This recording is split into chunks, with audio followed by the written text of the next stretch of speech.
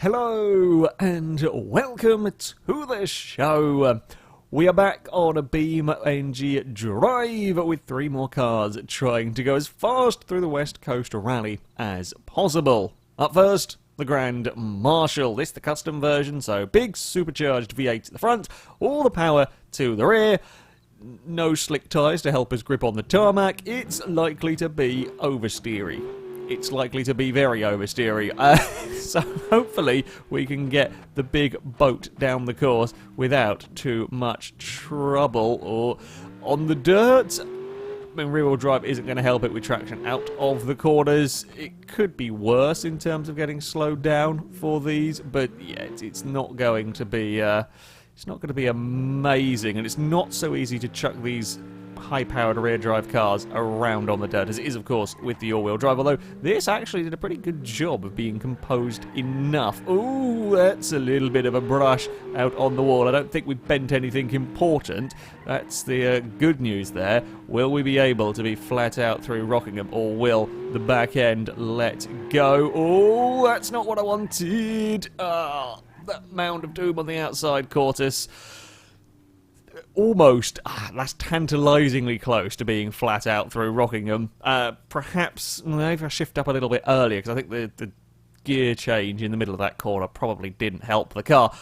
Considering we smacked the dirt on the outside, that normally launches cars into catastrophic crashes.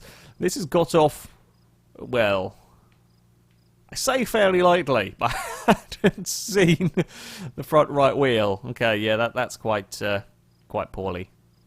In towards this second hairpin we go on the power. Ooh, nice and early. That's a very, very near having a big accident on those rocks. That's not what you want. It's not what you want at all. We're going to go sideways into NASCAR. We're going to hold it, ooh, mostly sideways all the way through there. It's bouncing onto wheels. Oh, that's not going to hold it there. Oh. I'm amazed at how easily this car will hold going sideways, although when you're bouncing it around and decent amount of speed, then you can still ask a bit too much of the car. For the big old boat, this is remarkable. I think perhaps it's because we're going quite slowly at all the times. It's remarkably controllable when things are going badly wrong. Second hairpin we go. A little bit of a lock-up on the way in. Got that back under control. Big slide. Oh, no. Oh, this is playing it really, really dangerous with that side on the outside there. I'm amazed that that's twice now. It's got very, very close. Oh, we're going to clonk the wall through NASCAR. I thought we got it sorted on the way in, and just a little bit too much power halfway through the corner. And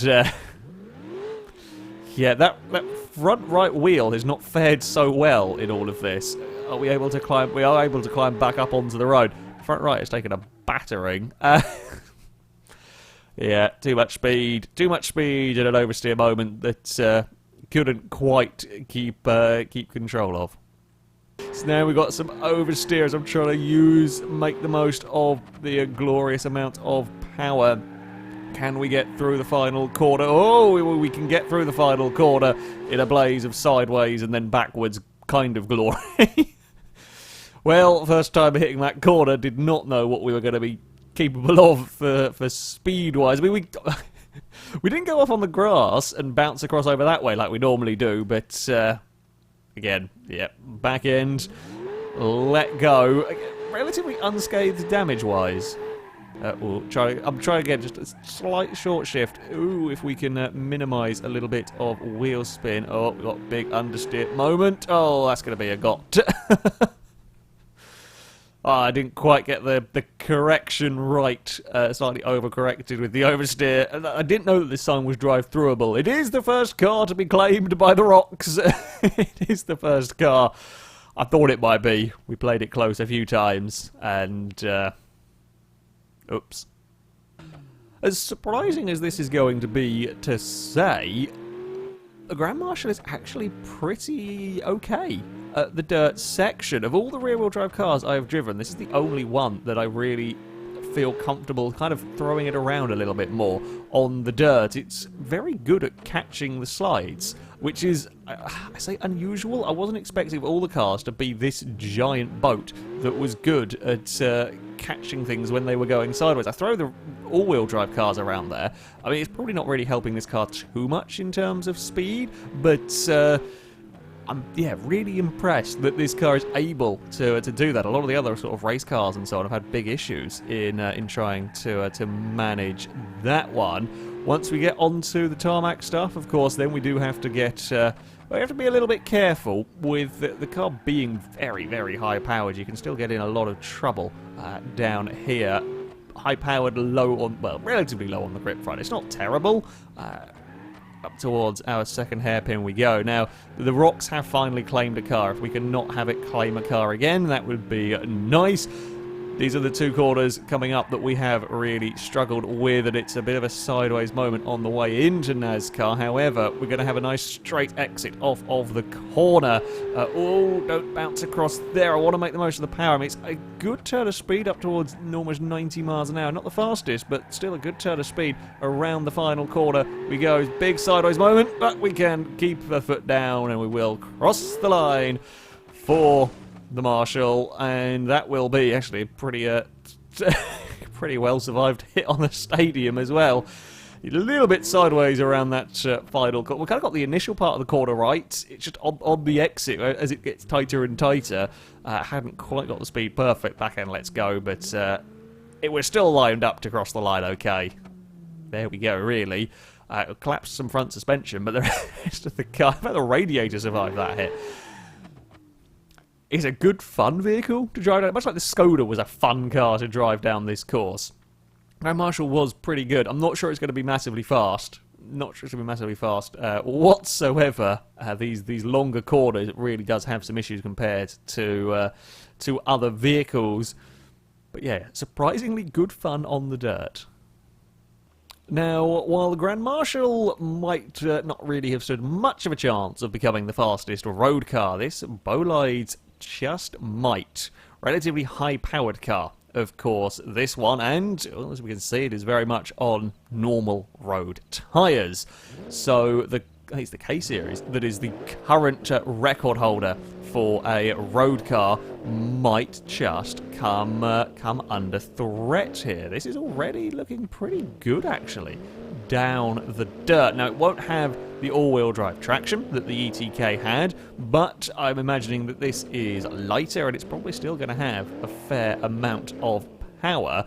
It's all going to come down to, can this out-corner the ETK in such a way that the ETK's acceleration won't beat it? And gotta say, I'm impressed with this car across the dirt. That was very, very composed indeed from the Bolide. Now onto the tarmac section we go. I mean, of course, it doesn't have as much grip as the slick-tired cars, but I tell you what, it is not bad whatsoever. Up towards 70 miles an hour. And the actual speed-wise from this car isn't a huge amount faster than the Grand Marshal was doing. It feels faster in this, and it certainly feels a damn sight more composed than the Marshal. Into the second hairpin we go. Early you can get on the throttle in this. That is mighty impressive. Top speed is perhaps lacking slightly in this car. Oh, come on, come on, come on. Get around NASCAR. Oh, we're not going to make that, I don't think. I tried to keep my foot down. We've gone for a bit of an explore. Fairly unexciting crash. I wanted to carry more speed. I'm a little bit too impatient through NASCAR and trying not to lose time on the exit. I just kept my foot down when it was going sideways.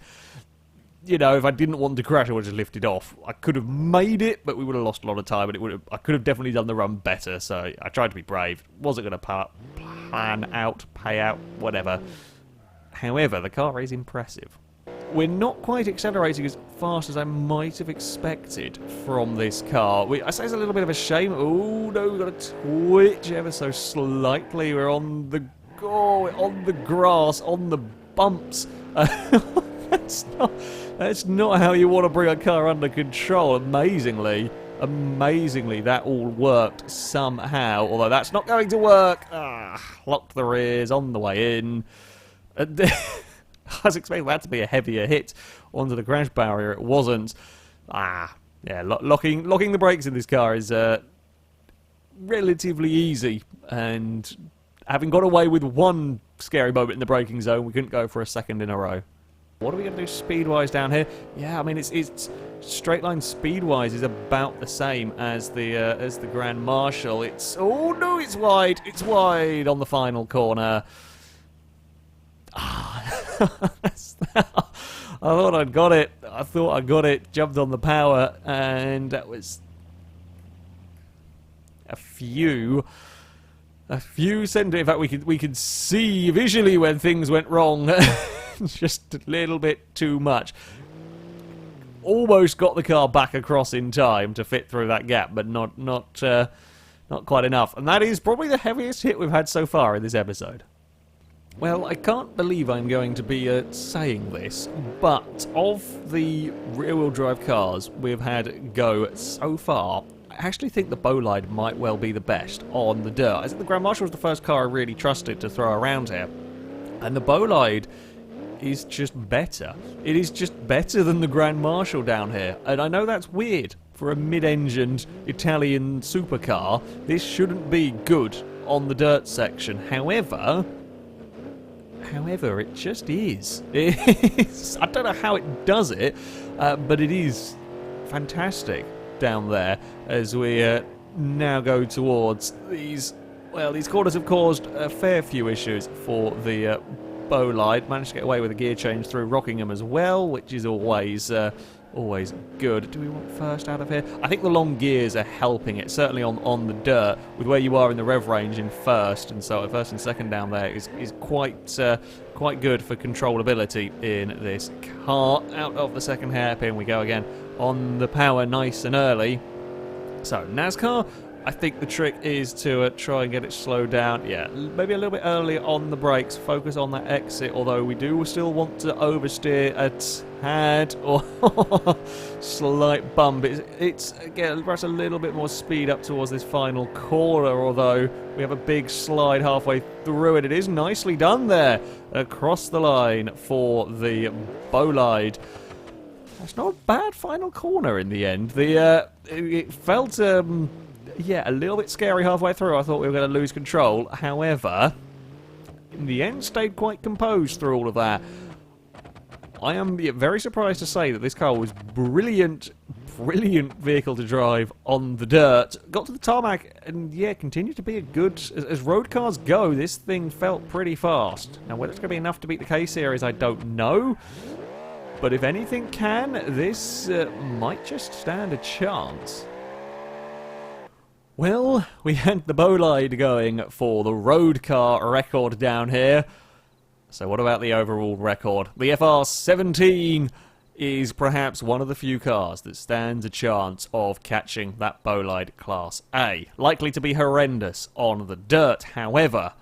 The speed this will potentially and can probably get on the tarmac is going to be impressive. However, I've got to try and keep control of the car on the dirt initially, and this is, yeah, where we're going to see problems. Oh, it's quite a savage vehicle when you tap the power.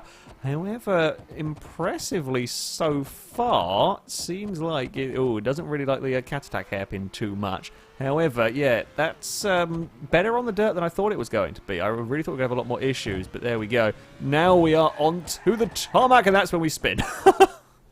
Thought, can we get some power down out of the car?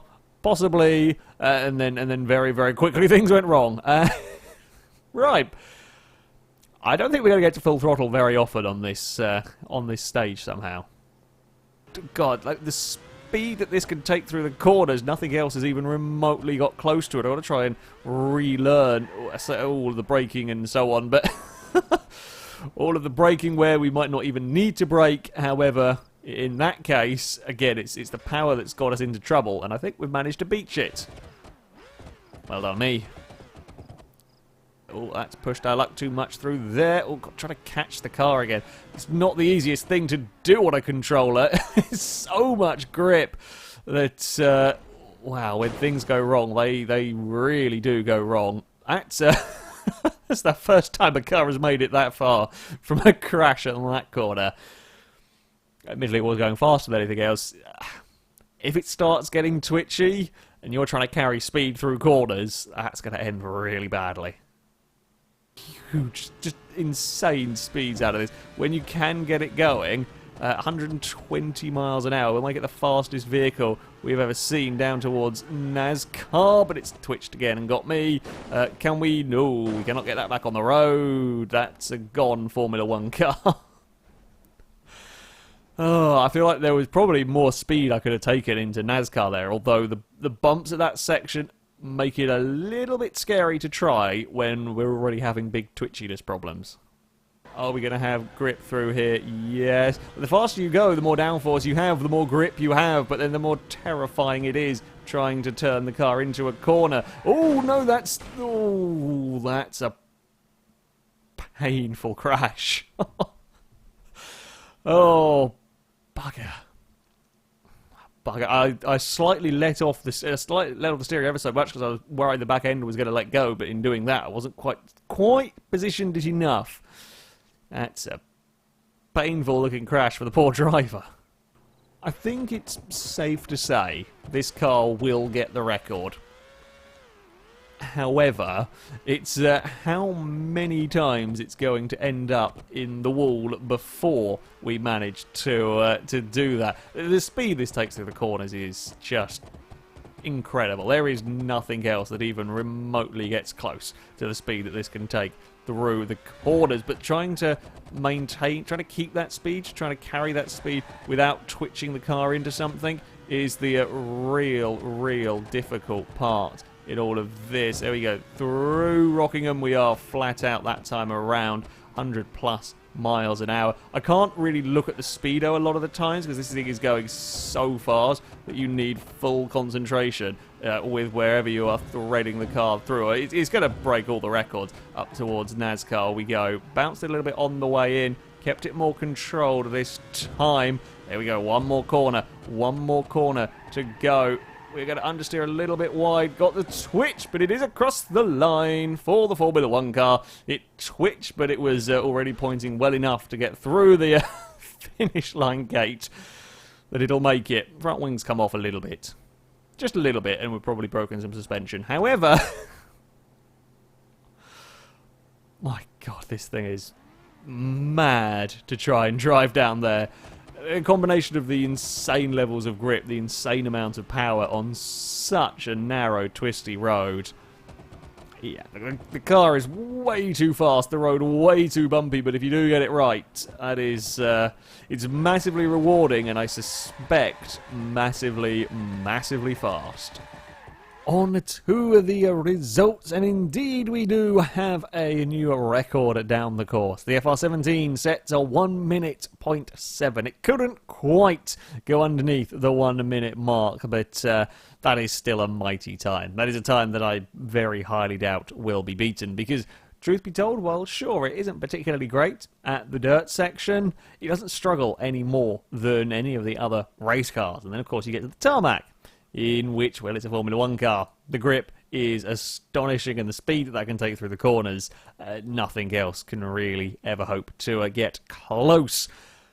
Further down, we find the bolide. I'm a little surprised. I thought the bolide was going to go quicker, so 128.4. It's not a bad time down the course. However, it's some 6 seconds down on the K-Series that is the fastest road car. The bolide felt faster than that. The bolide was a lot of fun to drive down here, but it's yeah, stage time isn't the fastest. I mean, it loses out to the V10D series. Okay, that was all-wheel drive, sure, but yeah, I'd expect a little bit more from that car. The Grand Marshal in 22nd place, 131.8. Perhaps not so surprised with that one. Big, heavy rear-wheel drive car. While, again, another vehicle that was a lot of fun to throw around here. It's not really that suited to this course. The Aerovet Covert actually faster. The H15 Vanster also beats it.